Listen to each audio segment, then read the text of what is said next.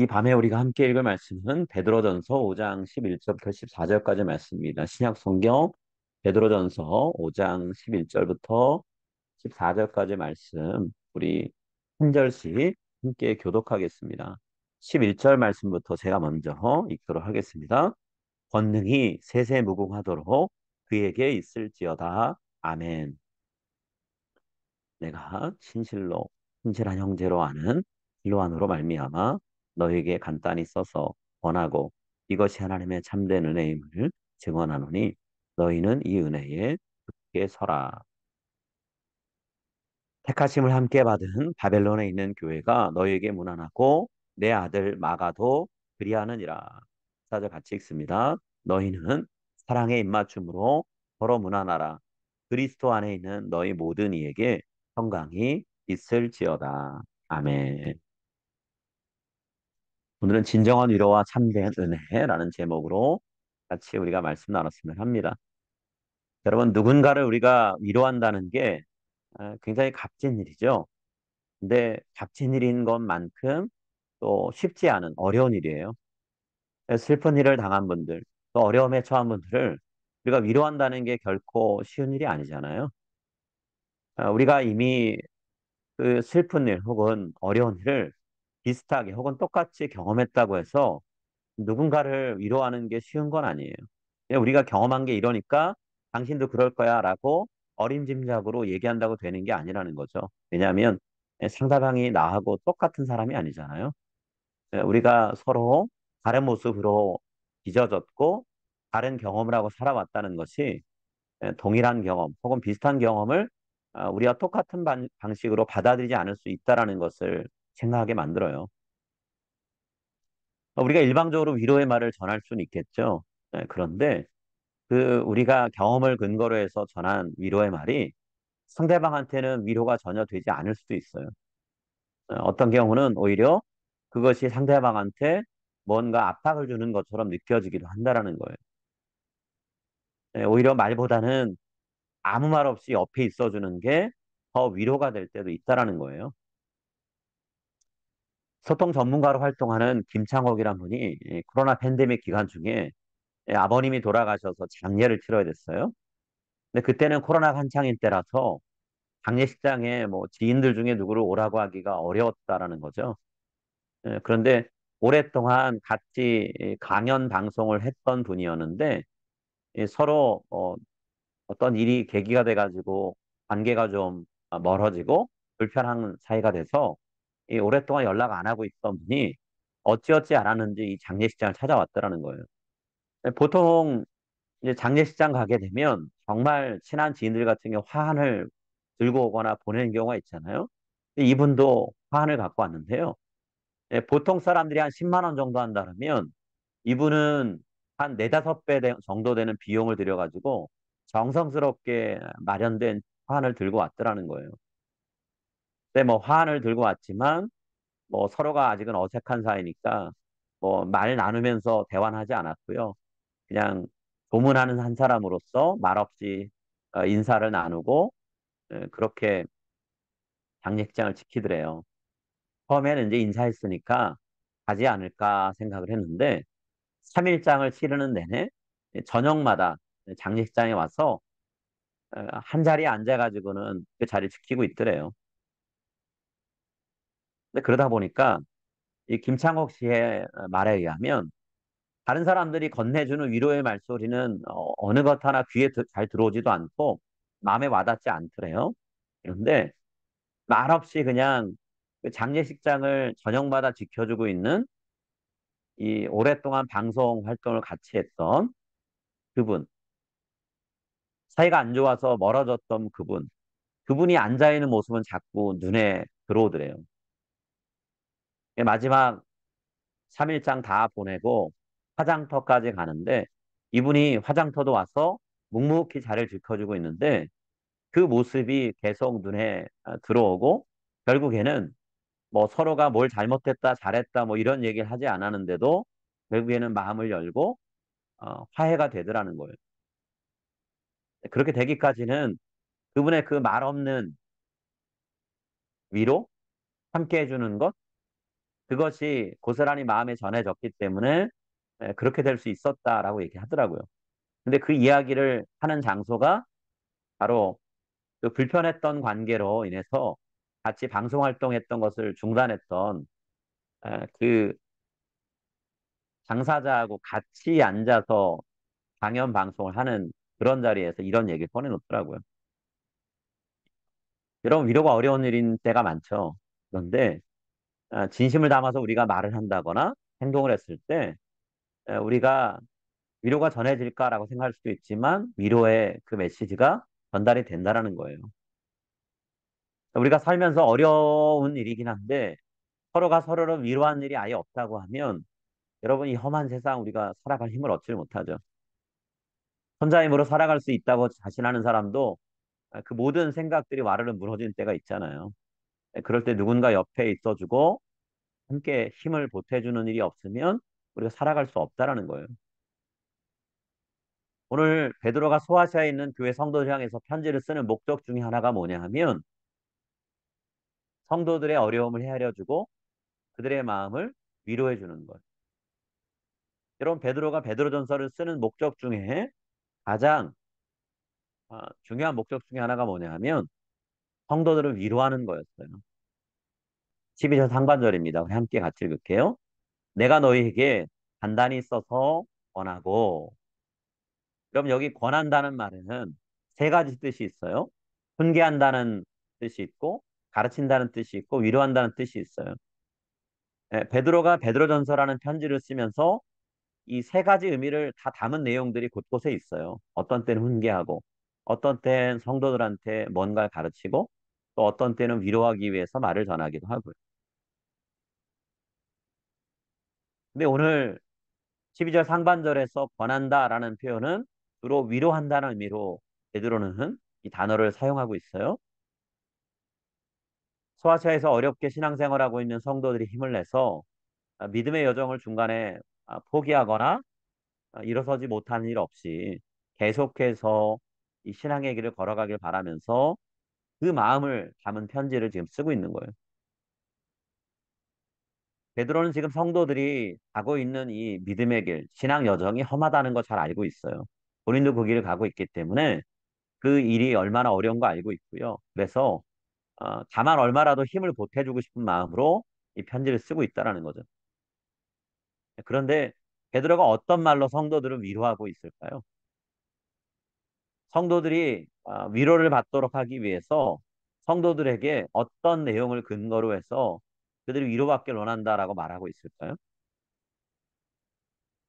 베드로가 성도들을 위로하는 내용은 두 가지인데요.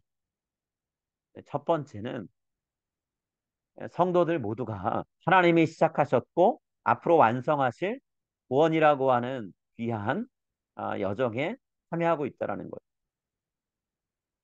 여기서 중요한 것은 하나님입니다. 하나님이 시작하셨고 이루어 가시고 완성하실 거라는 거예요.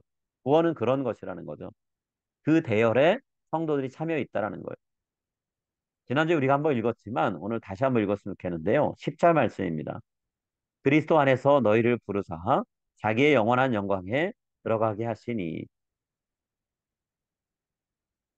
여러분 성도로 살아가는 건 하나님께서 우리를 부르셨고 선택하셨기 때문에 시작되는 일이에요.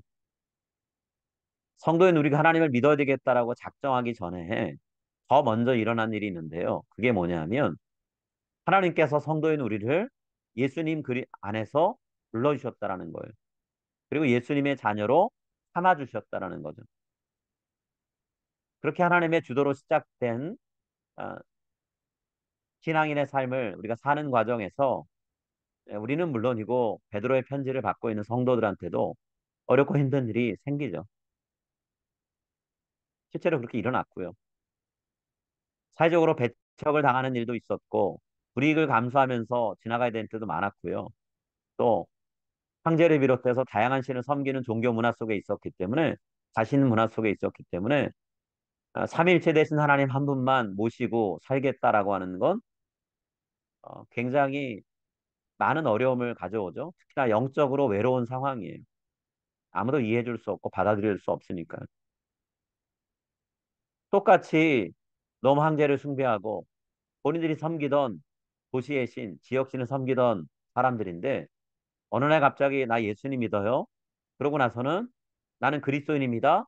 밝히고 나서 가족들, 친척들 혹은 어, 주변의 동네 사람들과 함께 생활하는 사람들한테 더 이상은 나는 당신들과 똑같이 살지 않겠습니다. 얘기하면 어떻게 될까요? 이상한 사람이란 취급받겠죠. 본인들과 똑같이 해야지만 살아갈 수 있는데 그렇지 않겠다라고 한다면 또 사람들이 등 돌리고 외면하는 경우도 있을 거 아니에요. 야, 예수 믿고 산다는 게 결코 쉽지만은 않구나. 아, 정말 이렇게 살아가는 게 맞나? 라고 하는 고민을 할 정도로 어려운 일이 생기기도 한다라는 거예요. 오늘 베드로는 그런 과정을 거쳐가고 있는 성도들한테 위로의 말을 전하면서 뭐라고 얘기하냐면, 여러분, 우리가 이 세상을 살면서 어려운 이유는 우리의 소속이 이 땅이 아니기 때문입니다. 우린 하나님 나라에 속한 사람들이기 때문에 이 세상에 나그네 여행객처럼 있다 보니까 어려운 일을 겪는 겁니다라고 얘기한다라는 거예요.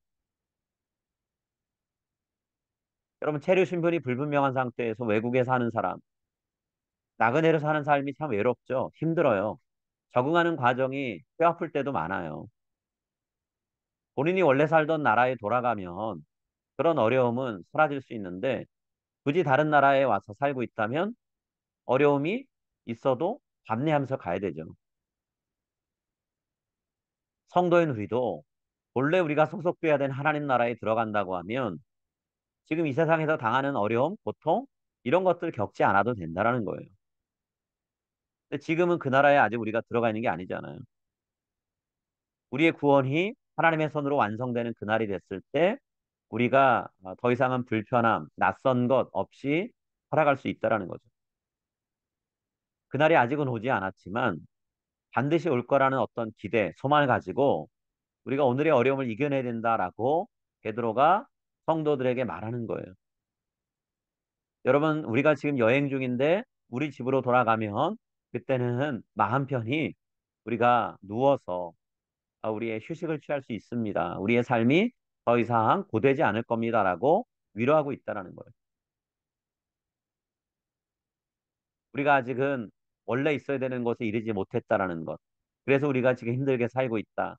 그렇지만 우리가 가야 될 곳이 있고 그곳에 가면 영원한 안식이 있다라고 베드로가 말하면서 성도들 위로하고 있는 거죠. 이와 관련해서 참 그 내용을 처음 들었을 때 위로가 됐던 예화가 있는데요. 아마 여러분도 들어보신 적이 있을 수 있어요. 40년 동안 아프리카에서 선교사로 평생을 헌신했던 헨리 모리슨이라고 하는 성사님이 계세요. 이분이 40년 동안 아프리카에서 이곳저곳 다니며 교회도 개척하고 전도하는 사역들을 하시다 보니까 건강이 많이 상했어요. 그리고 40년 동안 선교를 했으니까 나이도 많이 드셨죠. 그러니까 노쇠한 몸을 이끌고 고향인 뉴욕으로 배를 타고 귀국하게 되는데요. 이 성사님이 탄 배에 아프리카에서 한양 휴가를 마치고 귀국하는 루즈베트 대통령 일행이 같이 타고 있었어요. 배가 뉴욕 항구에 도착하니까 대통령 일행을 환영하는 레드카펫이 쫙 깔리고 군악대가 방파에 울리면서 대통령의 귀국을 축하하더라는 거예요. 그렇게 대통령 일행이 다 먼저 빠져나가고 사람들이 삽시간에 다 사라지더래요. 그러고 나니까 북적거렸던 항구가 한순간에 조용해지더라는 거예요. 이 성사님은 마지막으로 배에서 내리는데 배에서 내려서 집으로 돌아가는데 왠지 모르게 마음이 허하고 씁쓸하더래요. 그러면서 속으로 자기도 모르게 이런 생각을 했다는 거예요. 평생 하나님을 섬기다가 이제 은퇴를 하고 고향으로 돌아오는 나를 위해서는 아무도 환영해 주는 사람 없는데 환영하고 휴가 즐기고 돌아오는 대통령 위해서는 저렇게 많은 사람이 도열하고 환영해 주는 걸 보니까 참 마음이 힘들다 이런 생각이 들더래요. 그때 저녁 노을 사이로 뭔가 음성이 들려오는 듯한 그런 인상을 받았다래요. 근데 이 성사님한테 들려온 음성이 뭐였냐면 헨리야, 너는 아직 본향에 오지 않았잖아. 네가 와야 되는 고향에 돌아오면 지금 대통령을 환영하는 것 그 이상의 환영이 너를 기다리고 있을 거야. 이런 음성이 들리더라는 거예요. 그럼 우리가 진짜 돌아가야 되는 고향인 하나님 나라에 이르면 문학대 나팔 소리랑은 비교 안 되는 하늘의 천군 천사가 나팔 소리 아, 불면서 우리를 맞이한다라고 성경이 약속하고 있지 않나요? 붉은 카펫하고는 비교도 안 될 정도로 황금길을 걷는다라고 성경에서 또 그렇게 비유적으로 상징적으로 말하고 있지 않나요? 더 중요한 건 하나님께서 직접 예수님과 우리를 맞이하러 오신다라고 말씀했잖아요. 우리가 사랑했던 가족들, 친구들, 지인들, 먼저 이 세상을 떠난 분들이 믿음의 식구들이 수천 수만 명의 성도들과 함께 우리를 맞으러 온다라고 그렇게 성경이 얘기하지 않나요? 그때가 아직 이르지 않았으니까 우리가 그때를 볼 때까지 이 세상에서 참고 기다려야 되는 거잖아요. 우리가 이 세상을 살면서 예수님 믿는데 왜 내 삶이 이렇게 안정되지 못하고 힘이 드냐라고 생각 드는 분들이 있으실 거예요. 열심을 다해서 기도했고 예배를 드리는데 왜 내 기도는 응답되지 않고 번번이 거절되는 걸까라고 생각되는 분들도 있을 거예요. 그래서 그러면 안 된다 생각하면서도 하나님을 향해서 엄마하고 불평하는 마음, 생각, 말을 할 때가 있기도 하죠. 왜 그럴까라고 했을 때 오늘 성경은요. 우리가 아직 하나님 나라에 이르지 않았기 때문에 완벽한 세상 가운데 살아가고 있지 않기 때문에 그렇다라고 얘기해요. 우리가 나그네처럼 이 세상을 여행하면서 하나님 나라 향해 가고 있기 때문에 아직 목적지에 도달하지 못했기 때문에 그렇다라고도 얘기하죠. 그렇지만 성경이 약속하는 건 언젠가 하나님이 예비해 주신 영원한 나라에 우리가 이르게 될 거라는 거죠. 그것에 이르면 더 이상 우리가 고대다라고 얘기하면서 눈물을 흘리거나 한숨 쉬거나 슬퍼할 일은 없다라고 얘기하고 있어요. 다만 복된 시간, 평안한 시간만 누릴 것이다라 얘기하죠. 그렇기 때문에 우리가 아직 목적지에 이르지 않았고 목적지를 향해 달려가고 있으니 힘을 내서 이 믿음의 길을 끝까지 걸어가는 그런 모습으로 살아가야 된다는 거예요. 여러분, 우리 믿음의 선배들은 그런 소망, 그런 기대를 갖고 살았죠. 히브리서 11장은 믿음의 선진들의 이야기를 담고 있는 책인데요. 히브리서 11장 16절 말씀에 어려운 가운데 믿음을 지켰던 우리 선배들이 어떤 마음으로 그 시절을 살았는가에 대해서 이렇게 얘기해요. 그들이 이제는 더 나은 본향을 사모하니 곧 하늘에 있는 것이라. 이러므로 하나님이 그들의 하나님이라 일컬음을 받으심을 부러워하지 아니하시고 그들을 위하여 한 성을 예비하셨느니라. 믿음의 선배들은 하나님이 예비하신 성, 하나님 나라를 바라보면서 고된 이 땅의 삶을 살아가셨어요. 오늘 우리도 믿음의 선배들처럼 순례자가 되어서 이 세상을 살아갑니다. 더 나은 본향인 하나님 나라를 향해서 우리가 더 힘을 내서 함께 걸어갔으면 합니다. 자, 두 번째로요. 베드로가 성도들을 위로하면서 말하는 내용, 혹은 위로의 근거로 삼는 이야기는 뭘까요? 성도인 우리가 하나님의 은혜 가운데서 믿음의 길을 걸어가고 있다는 거예요. 그냥 우리 노력만으로 걸어가는 게 아니라 하나님이 베푸신 은혜가 있기 때문에 우리가 이 믿음의 길을 걸어갈 수 있다라는 거예요. 12절 하반절에서 베드로 이렇게 얘기하죠. 이것이 하나님의 참된 은혜임을 증거하노니 너희는 이 은혜에 굳게 서라. 여러분 하나님이 성도인 우리를 고된 믿음의 길에 내던져 놓고 그냥 외면하지 않으시는 분이라는 거예요. 하나님이 우리와 함께 걸어가고 계시고요. 이 길을 걸어갈 수 있도록 힘주시고 용기를 더해 주신다라는 거예요. 그렇게 하나님이 우리와 함께 하시면서 우리가 이 길을 걸어갈 수 있도록 힘주시고 능력 주시는 그리고 때때로 상황을 바꾸시는 그 모든 것들을 우리가 뭐라고 부르나요? 은혜라고 불러요. 은혜. 구체적인 내용은 10절에서 한번 우리가 이야기했었는데요. 10절에서 베드로가 얘기했던 다양한 모습의 은혜를 베풀어서 성도인 우리가 힘내서 믿음의 길을 걸어갈 수 있게 하시죠. 오늘 베드로는요. 성도들에게 하나님 베푸신 이런 은혜를 바라보라라고 말하고 있어요. 때때로 우리가 은혜를 바라보지 못할 때 있죠. 내가 처한 상황, 내가 지금 감당해야 될 일에 우리의 마음이 그냥 초점 맞춰질 때 있어요. 그러면 해결되지 않는 문제, 바뀌지 않는 상황 때문에 우리의 마음이 참 힘들죠. 근데 베드로가 우리에게 한 번 더 얘기합니다. 우리가 믿음의 길을 걸어가고 있는데 우리 힘만으로 걸어가는 게 아니고 하나님께서 걸어갈 수 있게 우리를 위해 일하고 계신다.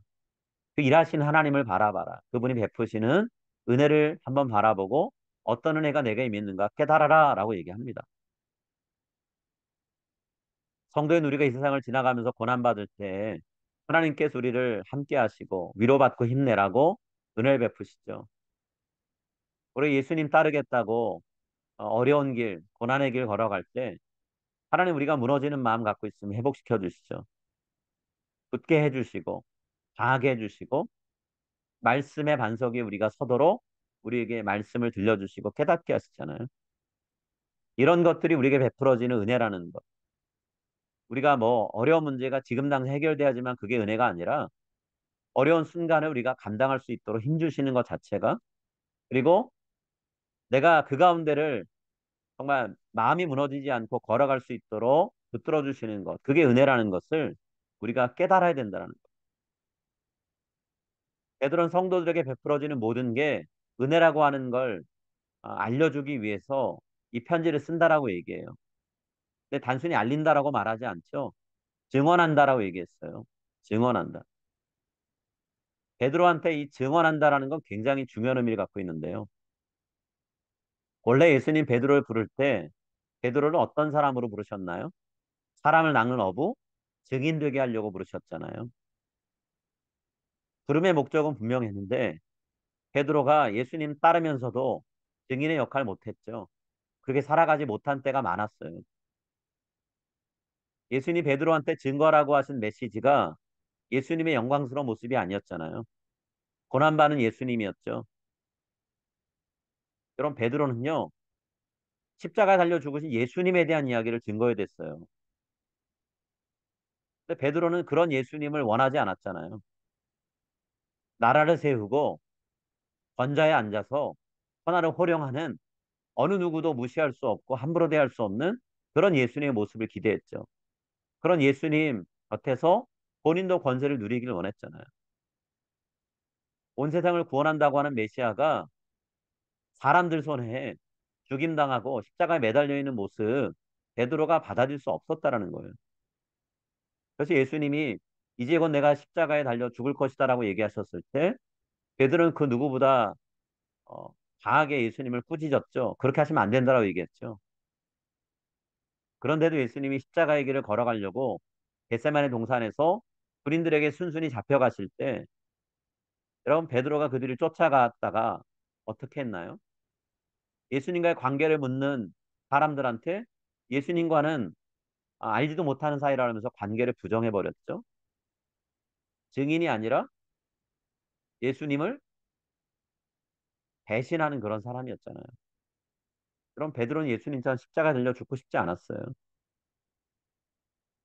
그럼 베드로가 십자가에 달린 예수님을 증언한다는 건 있을 수 없는 일이죠.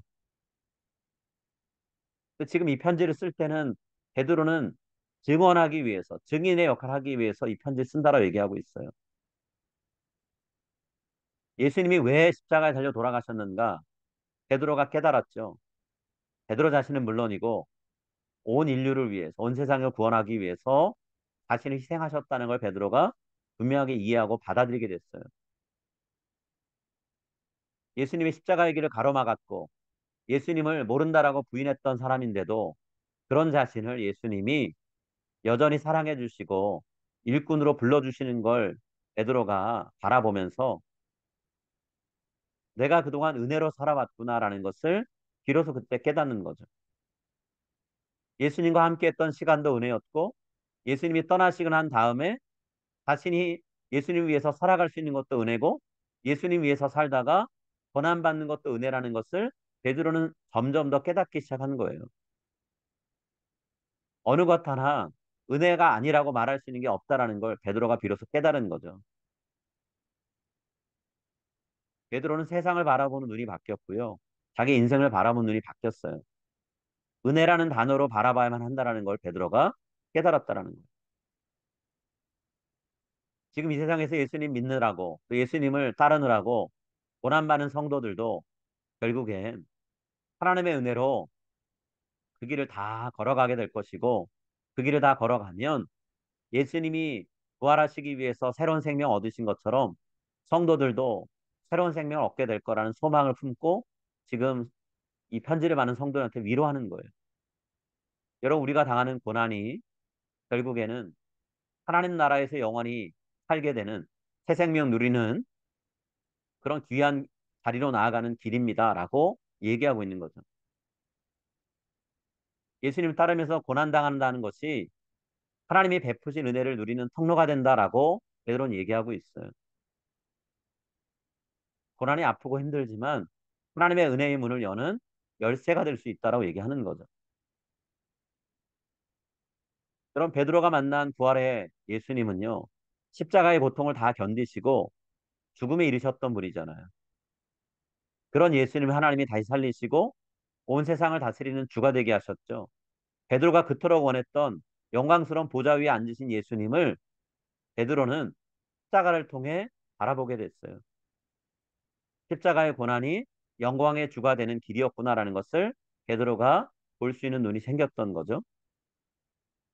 오늘 우리가 예수님의 십자가를 맛본다는 것, 예수님 십자가를 붙들고 예수님이 당하신 고난과 비슷한 길을 걸어간다는 건 우리를 다시 살리신 하나님의 능력을 맛보는 길이 된다라는 거예요. 바울은 고난을 통해 주어진 은혜를 순간순간 맛봤죠. 죽음에 이르는 어려움도 많이 당했지만 그때마다 일으켜 주시고 살려 주시고 새롭게 하시는 하나님의 은혜를 베드로는 경험했어요. 그렇기 때문에 그 은혜를 기억하면서 베드로가 스스로에게 그리고 성도들 앞에서 다짐하고 결단한 게 있어요. 그게 어떤 내용일까요? 골로새서 1장 24절과 25절 말씀인데요. 자, 우리 이 말씀은 같이 한 목소리로 읽겠습니다. 나는 이제 너희를 위하여 받는 괴로움을 기뻐하고 그리스도의 남은 고난을 그의 몸된 교회를 위하여 내 육체에 채우노라. 내가 교회에 일꾼된 것은 하나님이 너희를 위하여 내게 주신 직분을 따라 하나님의 말씀을 이루려 함이니라. 그럼 베드로는 성도들을 위해서 받는 괴로움을 기뻐한다라고 얘기했고요. 예수 그리스도의 남은 고난을 예수님의 몸된 교회를 위해서 기꺼이 자기 육체에 채운다라고 말하고 있어요.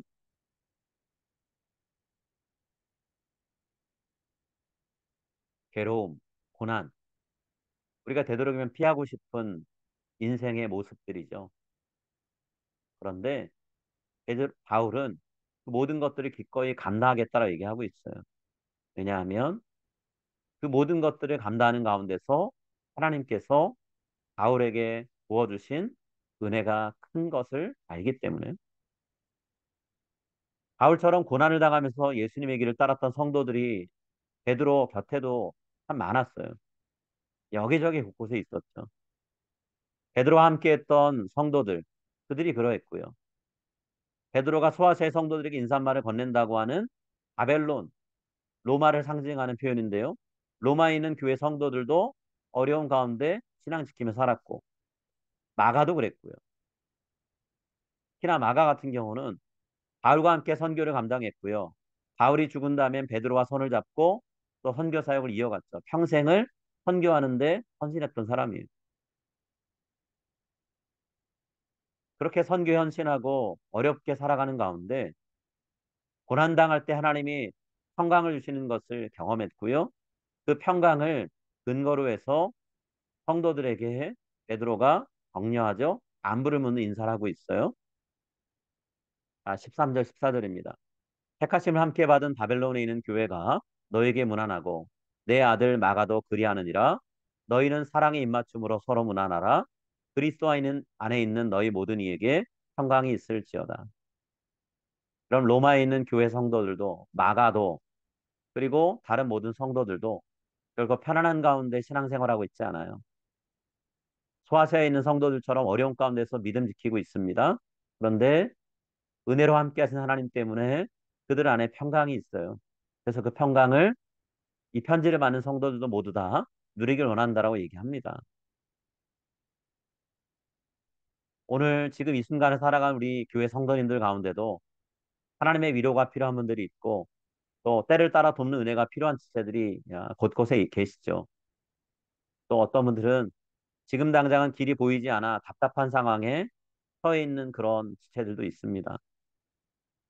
또 지난 시간에 살아오면서 하나님께 올려드렸던 중요한 기도 제목들이 번번이 거절되고 응답받지 못했다 여겨져서 많이 실망하고 힘들어하는 그런 분들도 계세요. 오늘 그분들께 하나님께서 이 베드로전서에서 약속하시는 그리고 말씀하시는 다양한 모습의 은혜가 베풀어지기를 우리가 같이 기도했으면 좋겠어요. 이미 우리가 그런 분들을 알기 때문에 기도 제목으로 삼고 기도하고 있는 경우도 있는데요.